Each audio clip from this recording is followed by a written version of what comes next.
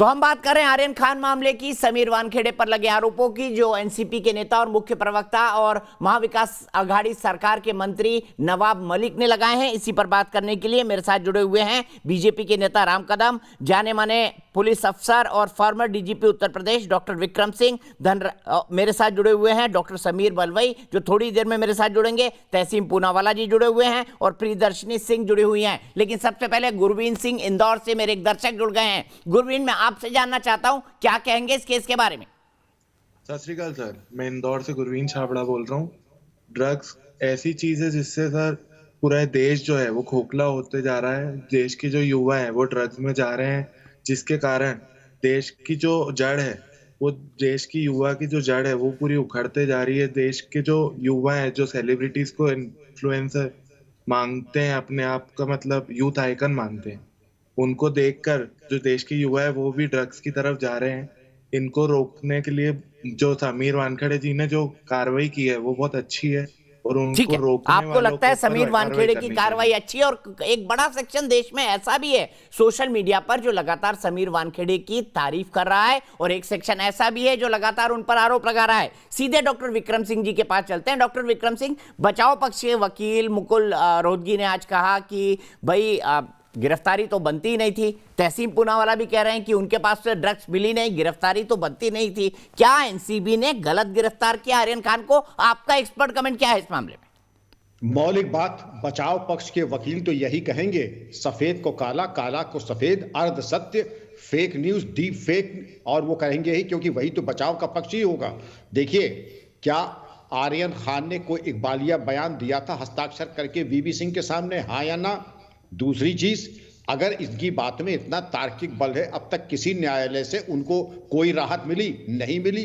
अगर इनकी बातें मान ले तो इनको तो तुरंत का तुरंत पहले दिन ही राहत मिल जानी चाहिए थी, नहीं मिली, आज तक नहीं मिली और अब तक नहीं मिली। वरना इनकी बातें अगर मान लेते तो पहले दिन ही कोर्ट इनके ऊपर स्ट्रिक्चर पास कर देते और राहत दे देते। इनकी बातों पे ना जाएं, कल फैसला आ जाएगा, दूध का दूध पानी का पानी हो जाएगा। और कोई इस तरीके से अधिकारी आत्मघात नहीं करता है कि मनमाने तरीके से जाके, हो सकता है विवेचना के दौरान कुछ त्रुटियां हुई और बड़े से बड़े विवेचक से भी त्रुटियां हो जाती हैं, गवाह पक्ष द्रोही यानी हॉस्टाइल हो जाते हैं। लेकिन इसका ये मतलब नहीं है कि गिरफ्तारी रंजिशन की गई, गिरफ्तारी वेरीफाइड की गई, ये कह देना बिल्कुल अभी प्रीमेच्योर है और अभी उसका कोई औचित्य भी नहीं है। आप प्रतीक्षा कीजिए, कोर्ट की जो व्यवस्था आती है, इंटरनल विजिलेंस वाले अपना काम कर रहे हैं। और अगर आप इसे गंभीर थे और ये आरोप लगा देना कि दाढ़ी वाला गर्लफ्रेंड के साथ था, इतनी बारीक जानकारी है इंटरनेशनल ड्रग माफिया के, तो श्रीमान जी मंत्री महोदय जाके तुरंत जाकर के अधिकारियों को दीजिए, क्योंकि ऐसी अधिकारी अपने सीने से लगा के रखना यह भी अपराध है। अपराधियों की जानकारी साझा न करना यह भी अपराध है।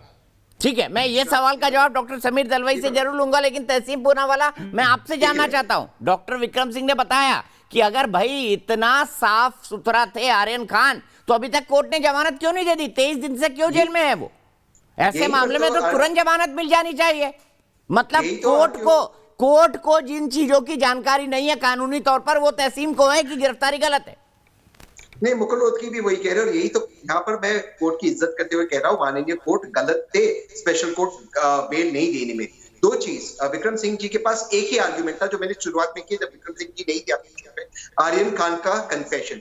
आर्यन खान का कन्फेशन पुलिस के सामने is not admissible in a court of law. ये तूफान सिंह में सुप्रीम कोर्ट ने इसे खत्म कर दिया है। दूसरी चीज, जो व्हाट्सएप चैट्स है जो सारी चैनल्स पे चल रहे, WhatsApp chats are inadmissible without section 65B के सर्टिफिकेट, ये इनएडमिसिबल है। तो ये दोनों चीज जिस पर केस बनता है ये फर्जी केस है और ये मेरे हिसाब से सेशंस कोर्ट ने गलती की और हाई कोर्ट इसे रेक्टिफाई करेगा। ठीक उसी तरह जैसे दो कोर्ट ने दिया चक्रवर्ती के बेल को रिजेक्ट किया, लेकिन हाई कोर्ट ने जब बेल दिया उन सारे चार्जेस को माफ किया।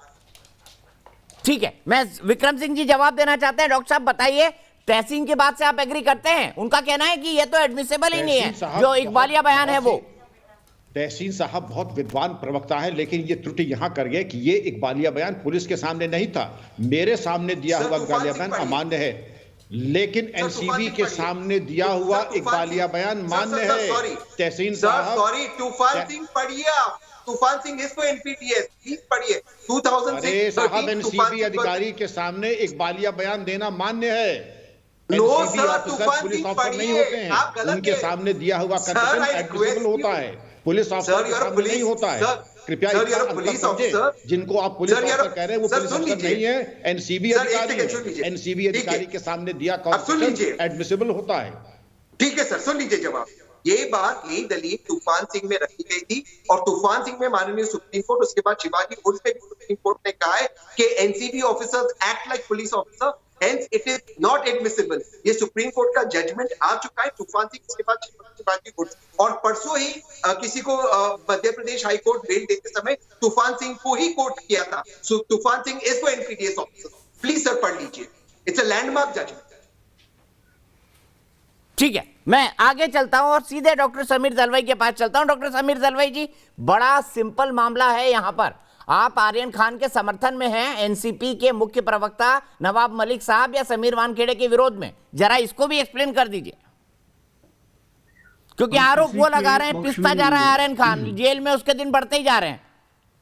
हम किसी के पक्ष में नहीं है, और अगर किसी ने कोई लॉ एंड ऑर्डर ब्रेक किया होगा तो उसे जो कानूनन अपराध और कानूनन जो सजा मिलनी चाहिए, उसका ड्यू प्रोसेस ऑफ लॉ जो है वो सभी के लिए इक्वल होना चाहिए।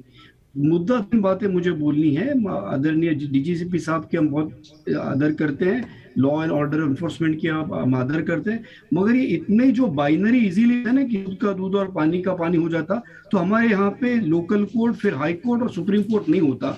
और ऑनरेबल डीजीपी साहब को भी पता होगा कि लो कोर्ट के बहुत जो हायर कोर्ट में ओवरटर्न किए जाते हैं। तो अभी इन्होंने नहीं दिया मतलब ये फाइनल हो गया, ऐसी कोई बात नहीं। जहां तक कदम साहब ने जब जो कुछ बातें की कि दिल पे हाथ रख के आप साफ बता दीजिए, देखिए कदम साहब, आप तो मेरे से बहुत ज्यादा जानते हैं पॉलिटिक्स क्या है, आपने बहुत करीबी देखा है, मैंने आप इतना देखा नहीं है, मगर आप जानते हैं भाई कि आपके पार्टी में भी बहुत सारे लोग हैं जो हर चीज कर चुके हैं, जो चार्जशीटेड भी थे, आज बड़े मंत्री हैं। दूसरे पार्टी पर ये क्या खासियत है बीजेपी की, तक दूसरे पार्टी में वो बहुत ज्यादा करप्ट है, लेकिन जैसे ही आपके पार्टी में आ जाते हैं आप उनको यूनियन मिनिस्टर बना देते हो। उनके पूरे जो पिछले रिकॉर्ड्स है, पिछले करिए है, वो सब वॉशअप उठ जाता है। ऐसी क्या खासियत है? तो ये जो बातें आप कहते हैं और एक जो बताने की एक आइडिया होती है कि बीजेपी बहुत ज्यादा साफ सुथरा है, हाँ, आपने एक बहुत ही साफ सुथरे एक्टर की भी बात की, उसके बाद मैं मानता हूँ वो बहुत ही साफ सुथरे गुड फिटनेस के आइकन है। वो ये भी है कि प्रधानमंत्री को पूछते हैं कि आप आम खाते तो कैसे खाते। हो सकता है शाहरुख खान ये सवाल अब तक नहीं पूछे, और हो सकता है सवाल अगर शाहरुख खान पूछने के लिए रेडी हो कि प्रधानमंत्री जी आप कौन से फल खाते, शायद आर्यन खान इसमें से निकल जाए। तो मुद्दे हम आर्यन खान के पक्षपात है नहीं। ठीक है, राम कदम जी से जवाब ले लेते हैं। क्लोजिंग कमेंट राम कदम जी। देखिए दीपक जी, इन्होंने उस सवाल का जवाब देने से ये मुकर गए, ये जिलेबी की तरह गोल गोल घूमते रहे कि तुम्हारे दल में क्या, ये क्या। हमारी दल की चर्चा आज नहीं हो रही है, आज चर्चा हो रही है प्रभाकर को सामने लाने में किसने दबाव बनाया, कौन से मंत्री ने, नेता ने लालच दिया, तब जाकर के उसकी भाषा बदली। ये सवाल था ना ना ना ना ना ना एक मिनट, जो नोटरी का जो स्टिंग ऑपरेशन, अभी सुन लीजिए, आप सुन लीजिए, आप शांति रखिए। जिस नोटरी के पास, अब सुन, जवाब तो लीजिए, जिस नोटरी के पास हलफनामा नोटराइज कराया गया, उसका स्टिंग ऑपरेशन आपने सुना नहीं। नवाब मलिक और मनोज की बातें, दो नाम स्टिंग ऑपरेशन में सामने आए, आपने सुने नहीं? उसमें नवाब मलिक जी का भी नाम आया स्टिंग ऑपरेशन में सामने, आपने वो पता है आपको, पर आज देश की जनता के सामने वो नाम लेने नहीं है। पर इन नामों की लेने की आवश्यकता भी नहीं है। तुम्हारा 25 दिन का तीनों दल का रवैया, बर्ताव दो ही चीजें स्पष्ट करता है, एक ड्रग माफिया का समर्थन, दूसरा वसूली, और तीसरा तुम्हारे मंत्री के दामाद को उन्होंने जेल में डाला। ये तीनों के आगे ये पूरे ये मामले में चौथा कोई बिंदु नहीं है। ठीक है, मैं चलते चलते closing comment doctor Vikram Singh ji से। डॉक्टर साहब, इसके आगे तुम्हारी गाड़ी जाती ही नहीं है। जो गवाह है वो हॉस्टाइल हो रहे हैं, उसका कितना असर पड़ेगा केस पर आपके हिसाब से? देखिए, ये एक इकोसिस्टम में सारे काम होते हैं, कोई भी इससे छूता नहीं रहता है। जो आरोप प्रत्यारोप और जो झूठ सच का मिला करके, जो जैसा कि हमारी विदुषी पैनलिस्ट ने कहा कि ऐसी खिचड़ी परोसी जा रही है जो सच्चाई से कोसों दूर है, और इसलिए इसका प्रभाव अवश्य पड़ेगा। लेकिन मुझे पूरा विश्वास है सच्चाई में बड़ी शक्ति होती है और न्यायालय हमारे साथ न्याय करेगा। और एनसीबी के ऊपर इस तरीके से प्रश्न चिन्ह उठाना, इसका कोई औचित्य नहीं है। सबूत है, अधिकारियों को दीजिए, जांच हो जाएगी, लेकिन जांच के अभाव में कुछ अर्ध सत्य और कुछ पूर्ण असत्य बोल करके किसी को गुमराह करने का इसका भी कोई औचित्य नहीं है। ठीक है, मैं यहीं पर रुकूंगा। ड्रग्स मामले में कार्रवाई के बीच व्यक्तिगत बयानबाजी क्या उचित है? यस कहना है सिर्फ 5% लोगों का और नो कहना है 95% लोगों का। तो देश की बहस के दर्शक कम से कम समीर वानखेड़े का फिलहाल समर्थन करते हुए दिखाई दे रहे हैं। फिलहाल एक ब्रेक, लेकिन न्यूज नेशन एक ऐसा चैनल है जहां पर खबरों का सिलसिला कभी नहीं थमता।